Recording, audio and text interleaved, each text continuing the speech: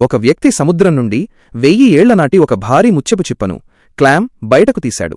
పురాణాల ప్రకారం ఇది మనుషులను తినే రకానికి చెందిన చిప్ప. 1000 మందికి పైగా మనుషులను తింటేనే ఇది ఇంత భారీ పరిమాణానికి ఎదుగుతుందని ప్రతీతి. అప్పుడు మింగ్ అంకుల్ తన పూర్వీకుల నాటి డ్రాగన్ టూత్ కత్తిని తీశారు. ఆయన ఆ కత్తిని చిప్పపై నెమ్మదిగా జారవిడిచారు. ఆ సున్నితమైన స్పర్శకే గట్టిగా మూసుకుపోయిన ఆ చిప్పలో చిన్న పగులు ఏర్పడింది.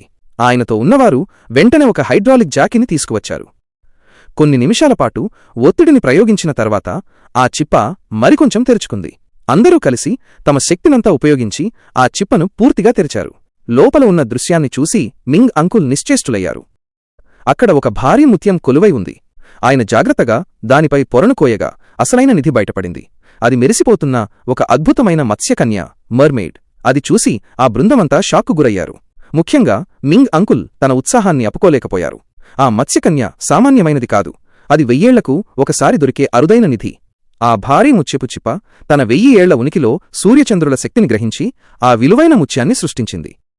ఆ ముత్యాన్ని తినాలనే ఉద్దేశంతో మత్స్యకన్య ఆ చిప్పలోకి ఈదుకుంటూ వెళ్ళింది. కాని అది అందులో చిక్కుకుపోయి ప్రాణాలు కోల్పోయింది. కాలక్రమేణా ఆమె శరీరం నెమ్మదిగా రూపాంతరం చెంది ఈ అద్భుత దృశ్యంగా మారిపోయింది. ఆ మత్స్యకన్య అమూల్యమైన రత్నం వంటిది. దానిలోని ప్రతి గ్రాము వజ్రాల కంటే విలువైనది. అయితే దయతలచి వారు ఆ భారీ ముత్యపు చిప్పను తిరిగి సముద్రంలోకి వదిలేయాలని నిర్ణయించుకున్నారు. కాని తమ చర్య సముద్రరాజుకు సీకింగ్ కోపం తెప్పించిందని వారు గ్రహించలేకపోయారు. ఒక భారీ డ్రాగన్ వారి చేపల పడవపై కన్నేసి దాడికి దిగింది.